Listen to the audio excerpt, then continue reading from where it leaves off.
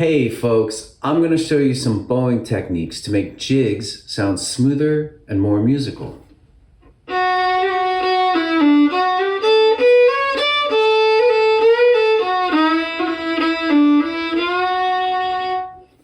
My name is Jason from FiddleHed, the fun way to learn fiddling online. So we're going to learn 4 jig bowing patterns in this lesson, starting with separate bows with a strong accent. The second pattern will be Slur Three. The third pattern is Single One, Slur Two. The last pattern will be Slur Two-Single One. I'm also going to show you a learning and practice strategy that I just call the learning ladder. Basically, for each pattern and really anything you ever learn, we start with the simplest possible thing, single notes, and gradually move towards more complex things like scales and eventually whole tunes using that technique or skill. All right, are you ready?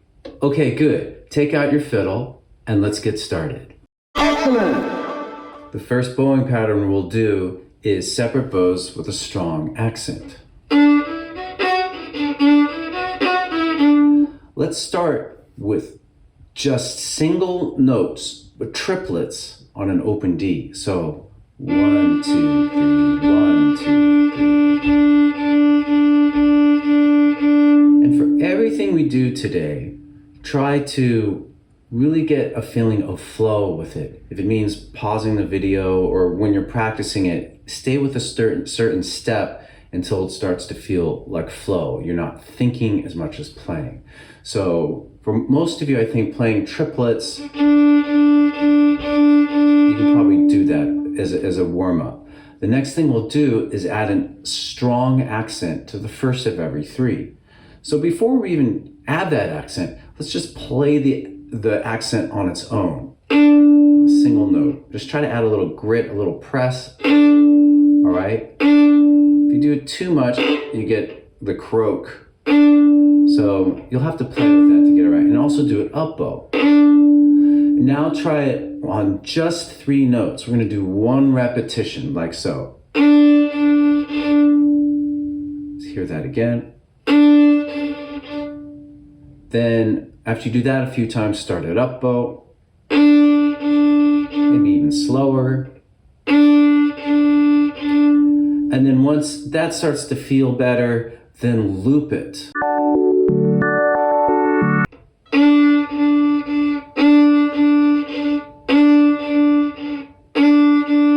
Another note about the accent, in addition to creating, adding a little grit, a little press, you can use more bow length.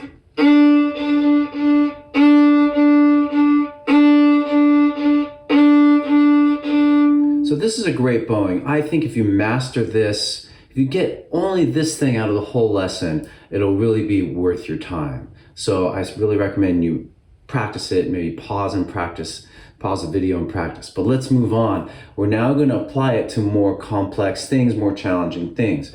So we're now going to apply it to a 3-note scale. Simply open, 1, 2, 2, 1, open. So it's a 3-note scale going up and then back down, but it's only 3 notes. So now, after you get that in your fingers, then try to play the accents with it.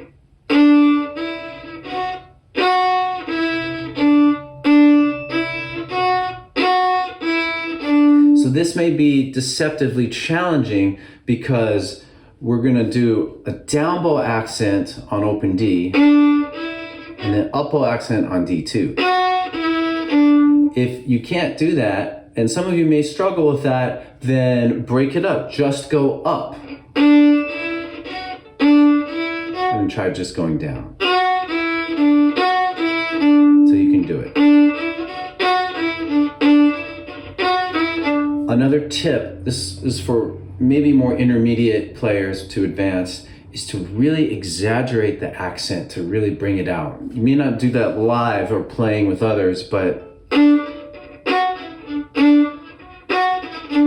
really exaggerate it, it'll have a nice feel. Okay, so the next thing we'll do is something slightly more complex, a 6-note scale, basically a pentatonic scale. Open D, 1, 2, open A, 1, 3. So that's the pentatonic scale, but we add a 6th note on top. So we'll go up and down.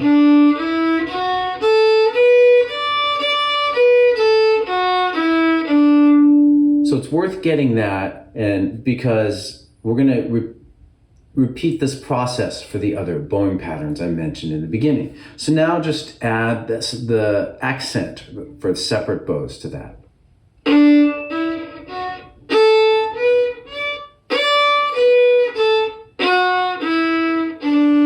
Okay, now we're gonna add it to a tune chunk. So at the beginning of the lesson, I played a little bit of Kerfunken Jig, which is.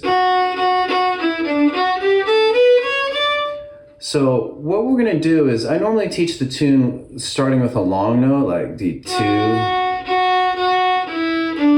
So now I'm gonna suggest we break that into triplets. So the first long note is 2 notes.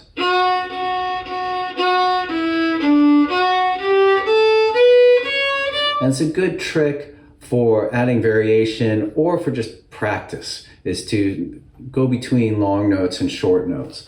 So now I'm going to add the accent to that.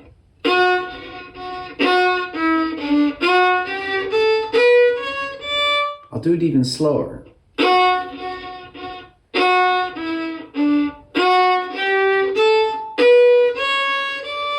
Finally, once you get it there and you've looped it, try to do that in the whole A part of the tune. So whenever that part happens,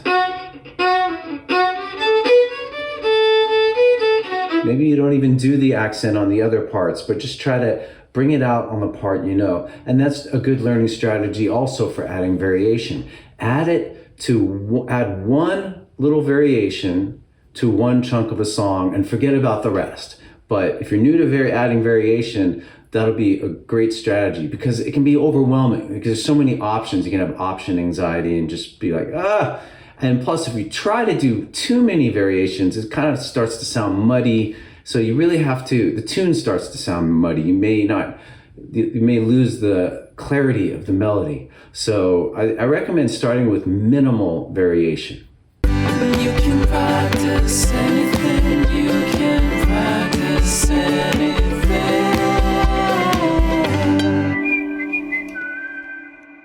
Next bowing pattern is Slur 3. We're going to use the same exact steps. So if we have triplets on open D, we slur those 3 notes together. Technically, it's known as a tie. So we get, instead of 1, 2, 3, 1, 2, 3, we get 1, 2, 3, 1, 2, 3, 1, 2. Then add your accent. And I think it's useful to go between the separate bows and that slur, like.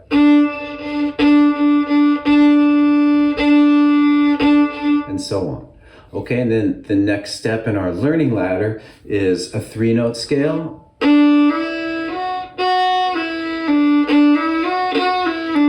Then a 6-note scale.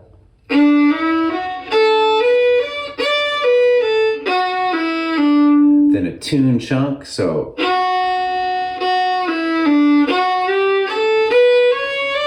And then if you could do what I just did, do it on the A part every time that happens, all right? Now let's do single one, slur 2. So that'll sound like. Puts a strong accent also on the 1, 2, 3, 1, 2, 3, 1, 2, 3, all right? So we start with simple triplets on open D. Always good to return to the simplest, most atomic level exercise. So if we apply this pattern, we basically are getting an 8th note followed by a quarter note.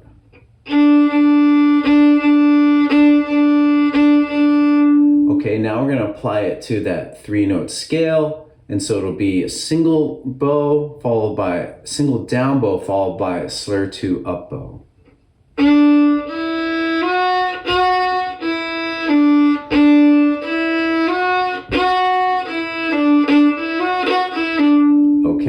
Then we can apply it to Kerfunken Jig. The 6-note scale would be.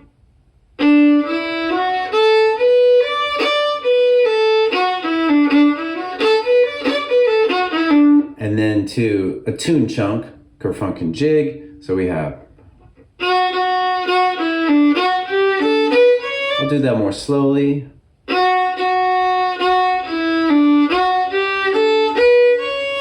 And finally, you could do that on the full tune. So the fourth bowing pattern I'm going to show you is Slur Two-Single One. And notice how the accent falls in a different place. It falls on the third note of the triplet. So it gives it a little like propulsion. I always feel like I'm being pushed, like somebody's pushing me from the back. Hey, leave me alone. Stop it while I'm playing.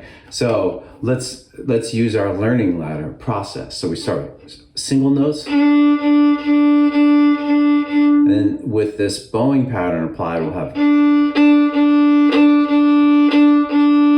So you may want to even give a little grit or a little to that third note.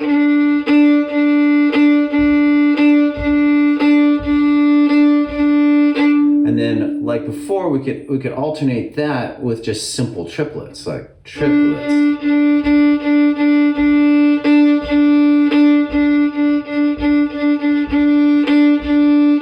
Now let's move up the learning ladder to 3-note scales.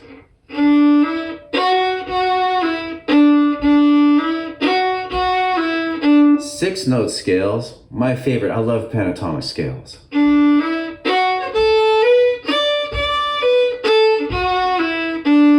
Then tune chunks, Kerfunken Jig again.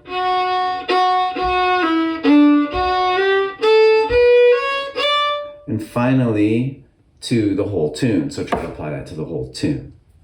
So we've ran through these patterns and we've learned the learning ladder. The last thing I'll mention is that typically when you play a song or tune, you will use a combination of bowings. So I recommend really trying to master each one using the scales and a single tune chunk. And for a small chunk, try to do that bowing through the whole thing. And then when it comes time to really putting together for the whole song, try to find a combination that works for you.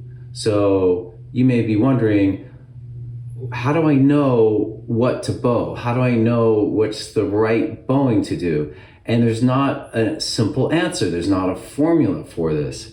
But the rule of thumb that I will give you is if you're going to be performing or playing with others, pick a bowing pattern that you can actually execute and not be stopping and starting. So if that means simply playing it separate bows without any of this stuff I've taught you, then do that. That's the most important thing. And then when you're practicing, woodshed this stuff and try to get these more challenging bowing patterns together. And so again, like follow what works for your skill level and where you're at now. It's always good to push yourself. It's always good to be learning something new. Okay, so on the FiddleHed site, I'm gonna put sheet music for this lesson.